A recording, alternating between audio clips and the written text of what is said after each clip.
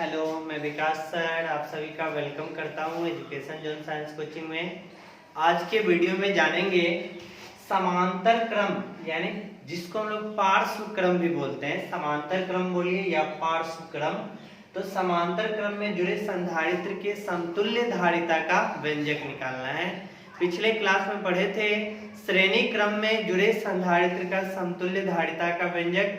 आज के वीडियो में जानेंगे समांतर क्रम यानी पार्श्व क्रम में जुड़े संधारित्र का समतुल्य धारिता किस प्रकार निकालते हैं, इसको जानना है। तो सबसे पहले यहाँ पे हम संधारित्र लेते हैं जिसको पार्श्व क्रम यानी समांतर क्रम में जोड़ देते हैं। तो यहाँ पे संधारित्र इस तरह से है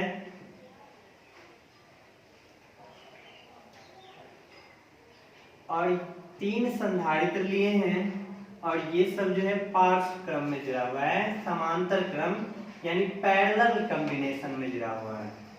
इसका धारिता जो है C1 लिए हैं, इसका धारिता C2 लिए हैं और इसका धारिता C3 लिए हैं। इस तरह से यहाँ पे 3 संधारित्र है। इस बिंदु को हम लोग M मान लेते हैं और इस बिंदु को N मान लेते हैं। बिंदु कुछ भी मान सकते हैं, A B भी मान सकते हैं, A और इसको B मान सकते हैं, कुछ भी माना जा सकता है। यहाँ पे हम लोग M और N माने हैं। अब क्या करेंगे, बिंदु M और N को जो है एक सेल के द्वारा कनेक्ट कर दिए हैं। तो सेल का संकेत ध्यान रखना है। सेल में जो होता है एक बड़ा सा लकीर खींचते हैं, दूसरा छोटा सा। बड़ा वाला जो है धनात्मक टर्मिनल को दर्शाता है और छोटा वाला जो है ऋणात्मक टर्मिनल को दर्शाता है। और संधारित्र जो है इसमें दोनों पट्टिका जो होता है उसका सेम आकार का होता है। तो यहाँ पे संकेत है।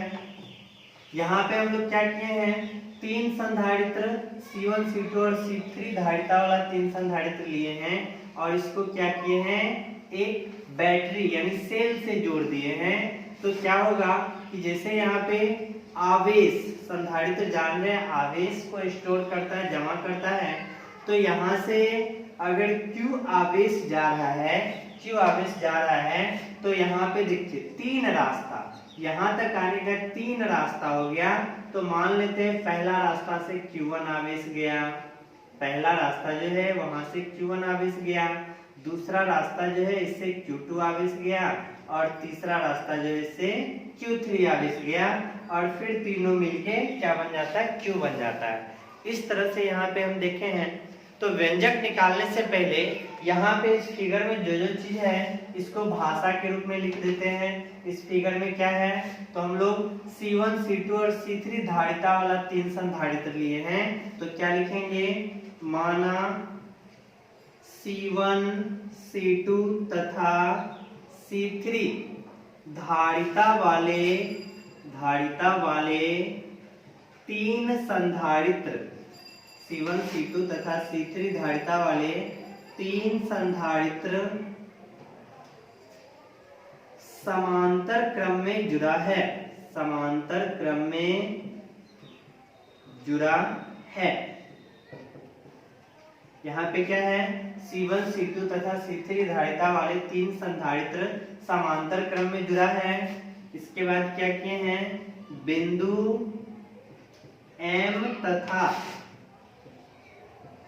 N के बीच एक सेल संयोजित किया गया है, संयोजित यानी जोड़ा गया है, संयोजित किया गया है, जिससे क्रमशः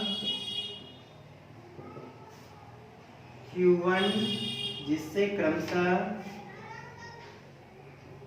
यहाँ पे जिसे सेल जोड़ दिए तो जिससे क्रमशः संधारित्र जो है C1 है, C2 है और C3 है।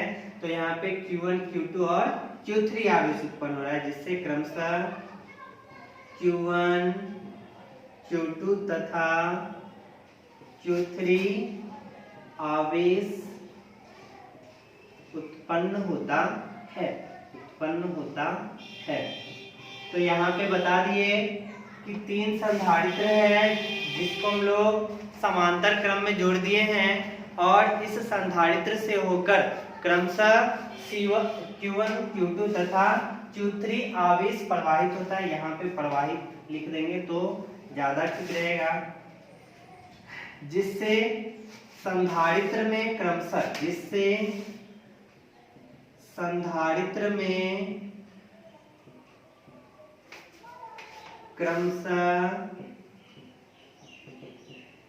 Q1 Q2 तथा Q3 आवेश प्रवाहित होता है।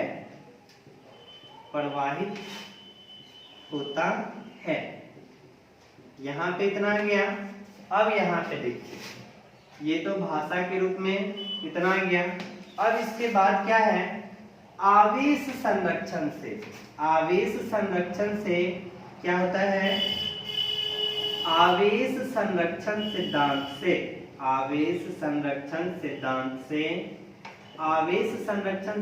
से क्या हो जाएगा कि यहाँ जो सेल है, इस सेल से कितना आवेश चला है, Q आवेश चला है। और यही Q आवेश जो 3 भाग में बट गया है, Q1 plus Q2 plus Q3, और फिर तीनों मिलेगा तो कितना हो जाएगा, Q हो जाएगा। तो आवेश संरक्षण से क्या गया, Q बराबर Q1 plus Q2 plus Q3। आवेश संरक्षण मतलब आवेश का ना ही ह्रास होना चाहिए। तो यहाँ पे क्या है, ध्यान से देखिए, जैसे ही Q आवेश, सोच सकते हैं अगर यहाँ से 15 लीटर पानी चला तो 3 गो रास्ता है, तो तीनों रास्ता में अलग अलग हो जाएगा। फिर जब यहाँ पे मिलेगा तो 15 ही पड़ेगा। यानी यहाँ पे क्या है कि तीनों आवेश को जोड़ने के बाद फिर से क्या आ जाएगा, Q आ जाएगा। यही बात यहाँ पे है, Q बराबर Q1 Q2 प्लस Q3। समीकरण 1 हो गया। अब जो है हम लोग पहला संधारित्र का बात करते हैं। पहले संधारित्र के लिए पहला संधारित्र में क्या चीज है, पहला संधारित्र में देखिए विभवांतर निकालते हैं। यानी M से N तक जाना है, वो किस रास्ते से, पहला संधारित्र जिसमें जुड़ा हुआ उस रास्ते से जाना है। तो यहाँ पे M है तो क्या लिखेंगे, Vm लिखेंगे, माइनस हम लोग जान रहे हैं कि जब किसी रास्ते में संधारित्र हो तो एक बिंदु से दूसरे बिंदु तक जाते हैं। संधारित्र मिला तो Q बट्टा C आवेश बट्टा धारिता को घटाते हैं। M बिंदु से स्टार्ट किए हैं, ऊपर वाले रास्ते से जा रहे हैं, तो आवेश जो है Q1 है और धारिता क्या है, C1 है। घटा दिए तो कहाँ पे पहुंच गए, M तक पहुंच गए। ये बात जो है पिछले वीडियो में बताया गया था, किस तरह से ये ऐसा करते हैं, पिछले वीडियो में बताया गया है। अब यहाँ से देखिए, यहाँ से क्या जाएगा कि Vm माइनस Vn बराबर, ये इधर आ गया तो माइनस, और ये माइनस है तो इधर जाएगा तो क्या जाएगा, प्लस Q1 बट्टा C1 हो गया, Q1 बट्टा C1। अगर यहाँ से Q1 का बात किया जाए तो Q1 बराबर हो जाएगा Vm माइनस Vn इंटू में C1, क्योंकि ये क्रॉस गुना हो जाएगा। तो Q1 बराबर क्या आ गया, Vm माइनस Vn इंटू में C1। सेम इसी तरह से दूसरे संधारित्र का बात करेंगे। दूसरे संधारित्र के लिए दूसरा संधारित्र में क्या चीज आ जाएगा, यहाँ पे अब जो जाना है वो बीच वाले संधारित्र यानी दूसरे संधारित्र से होकर गुजरना है। तो M बिंदु है, इसके लिए क्या लिखेंगे, Vm, और दूसरा संधारित्र पे आवेश Q2 और धारिता C2। तो यहाँ पे माइनस क्या करेंगे, Q2 बट्टा में C2, और कहाँ पहुंच जाएंगे, N तक पहुंच जाएंगे, तो Vn हो गया। अब इस N को पहले लिख देंगे Vm माइनस Vn, और ये उधर जाएगा तो Q2 बट्टा में C2। यहाँ से देखिएगा Q2 निकालेंगे तो Vm माइनस Vn और इंटू में क्या आ जाएगा, C2 आ जाएगा। इसी तरह से अब तीसरे संधारित्र के लिए काम करना है। तीसरे संधारित्र के लिए अब यहाँ जो है तीसरे संधारित्र के लिए काम करेंगे। तीसरे संधारित्र के लिए क्या होगा, सेम उसी तरह से तीसरे संधारित्र के लिए M से N तक जाना है, तीसरा संधारित्र से होकर गुजरना है। M है तो क्या लिखेंगे, Vm लिखेंगे, माइनस तीसरा संधारित्र पे आवेश Q3 और धारिता C3, तो यहाँ आ जाएगा Q3 बट्टा में C3 और कहाँ पहुंच जाएंगे n पे पहुंच जाएंगे तो Vn लिख दिए। अब यहाँ से देखिए इस n को पहले लिख देंगे तो Vm माइनस Vn बराबर में Q3 बट्टा में C3 यहाँ आ गया। सेम उसी तरह से अब Q3 निकालेंगे तो ये C3 जो है इसके साथ गुना हो जाएगा। तो यहाँ पे क्या करेंगे हम Q3 बराबर क्या हो जाएगा, यहाँ से देखिए Vm माइनस Vn गुना में C3 क्या लिखेंगे Vm माइनस Vn और इंटू में क्या हो जाएगा C3 हो जाएगा। इस तरह से यहाँ पे तीनों संधारित्र से बारी बारी से गुजरे हैं। अब इसके बाद यहाँ पे निकालना क्या है समतुल्य धारिता। समतुल्य धारिता मतलब समझ रहे हैं कि तीनों संधारित्र को मिलाकर एक संधारित्र लिखना। तो यहाँ पे समतुल्य संधारित्र के लिए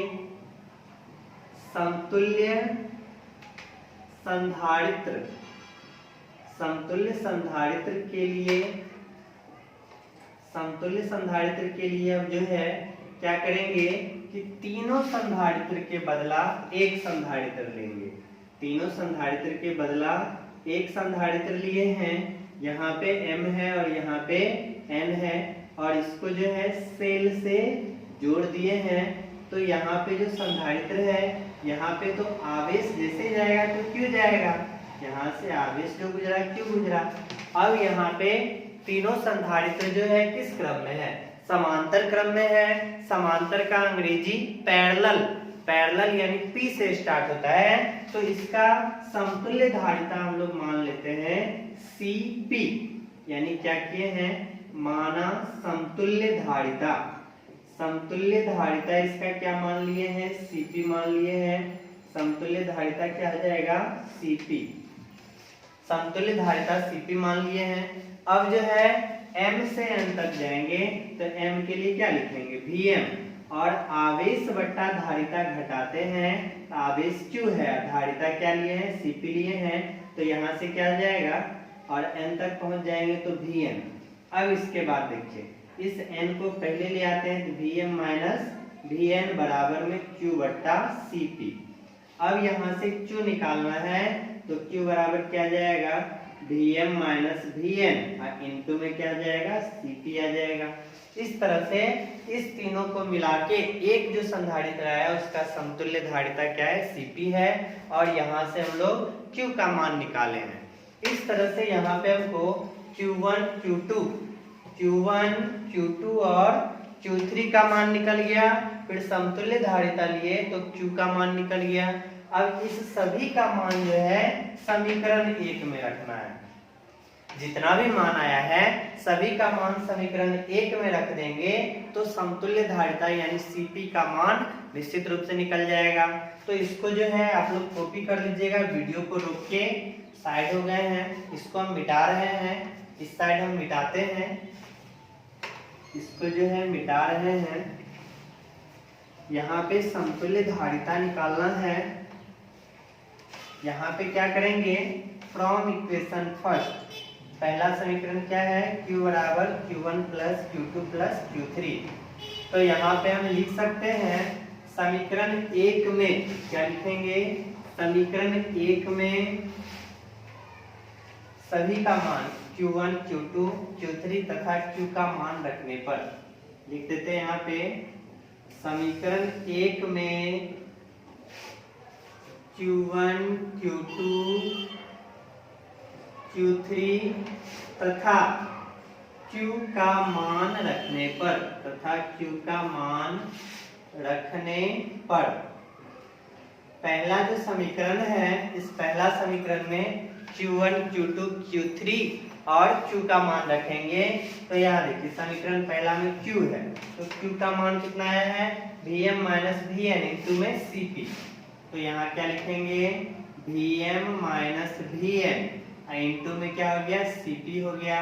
फिर बराबर Q1 का मान कितना आया है Vm माइनस Vn इंटू में C1।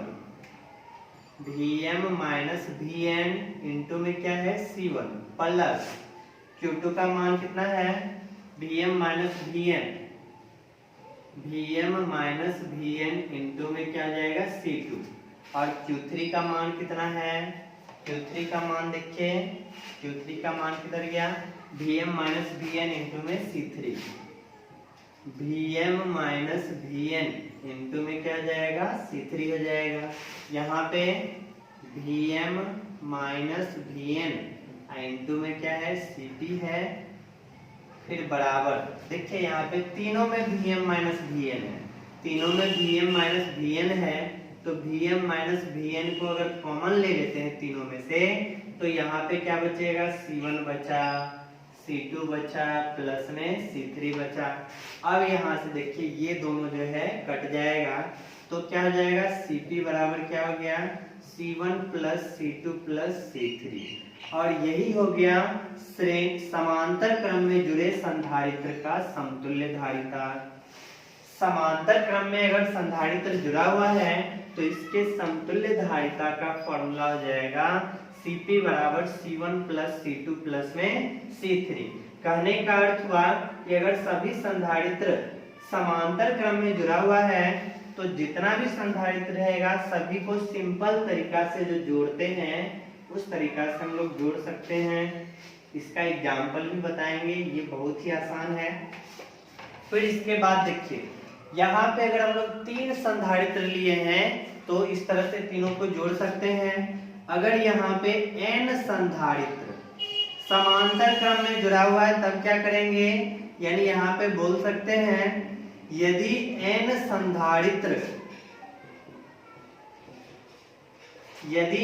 संधारित्र समांतर क्रम में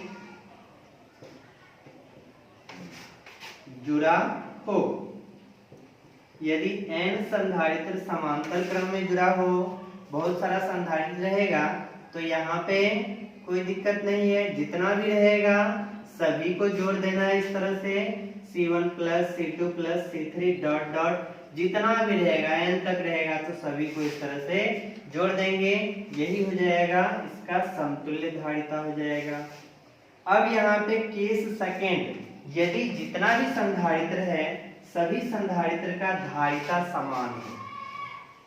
केस सेकेंड क्या लिखेंगे?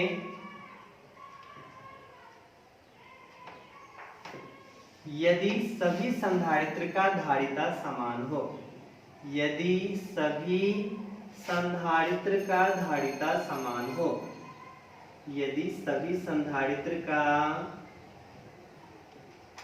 धारिता समान हो, जितना भी संधारित्र जुड़ा हुआ है सभी का धारिता अगर समान हो जाए, कहने का अर्थ C1 C2 जितना भी है यानी n संधारित्र तक जुड़ा हुआ है सभी का धारिता समान, यानी सभी का धारिता क्या मान ले? C मान ले। तो यहाँ पे फॉर्मूला ये भी आसान है, जितना भी रहेगा सबका धारिता C है तो C प्लस C कितना? 2n टर्म तक जाएगा, n टर्म। तो यहाँ पे क्या होगा? अगर n टर्म तक C गया तो सभी को जोड़ने पे क्या आ जाएगा? NC आ जाएगा। जैसे यहाँ पे 5 प्लस 5 प्लस 5 प्लस 5 टोटल कितना? 5 है, 4 है तो 4 गुना 5 नहीं लिख सकते, इसको जोड़ के देखिए ये भी 20, ये भी 20, वही लिखे यहाँ पे। n टर्म तक अगर जोड़ना है तो NC आ जाएगा। इस तरह से यहाँ पे देखें कि अगर सभी संधारित्र का धारिता समान है तो डायरेक्ट इसका फॉर्मूला हम लोग Cp बराबर NC का भी उपयोग कर सकते हैं। और धारिता अगर अलग अलग है तो ये फॉर्मूला है। अब जैसे यहाँ पे देखिए एक नोट पॉइंट, जैसे यहाँ पे अगर संधारित्र दे दिया जाए, ये इस तरह से यहाँ पे संधारित्र है और सभी का धारिता अलग अलग, यहाँ पे ये जो है 2 माइक्रोफैराड, फिर ये 3 माइक्रोफैराड, यहाँ पे 4 माइक्रोफैराड। इस संधारित्र जो है ये किस क्रम में जुड़ा हुआ है? ये जो है समांतर क्रम में जुड़ा हुआ है। इसका धारिता बोला जाए तो इसका धारिता कैसे निकालेंगे? इसका धारिता हम लोग आसानी से निकाल सकते हैं। इसका धारिता जो है Cp बराबर फॉर्मूला होता है C1 plus C2 plus C3। 3 है इसलिए C3 तक लिखे हैं, तो पहला 2 है, फिर 3 है, फिर 4 है, सभी को जोड़ देंगे तो कितना आ जाएगा 9 माइक्रोफैराड। सिंपल रूप से जोड़, ये जोड़ तो सभी को जानते रहिएगा। जैसे ही दिख गया समांतर क्रम में सबको जोड़ देना है, वही इस संधारित्र का समतुल्य धारिता हो जाएगा। अब यहाँ पे नोट पॉइंट में क्या पता चल रहा है, सबसे छोटा संधारित्र का धारिता 2 है, सबसे बड़ा का 4 है, और जब ये समांतर क्रम में समतुल्य धारिता देखा गया तो 9 माइक्रोफैराड आ गया। यानी यहाँ पे बोल सकते हैं समांतर क्रम में जुड़े संधारित्र का समतुल्य धारिता सबसे बड़े संधारित्र के धारिता से भी अधिक होता है। यहाँ पे हम लोग बोल सकते हैं समांतर क्रम में जुड़े, या बोल देते हैं, लिख लीजिएगा, समांतर क्रम में जुड़े संधारित्र की समतुल्य धारिता, समांतर क्रम में जुड़े संधारित्र की समतुल्य धारिता सबसे बड़े संधारित्र के धारिता से भी अधिक होता है, सबसे बड़े संधारित्र के धारिता से भी अधिक होता है। ये क्या आ गया, नोट पॉइंट आ गया। तो यहाँ तक समझ गए।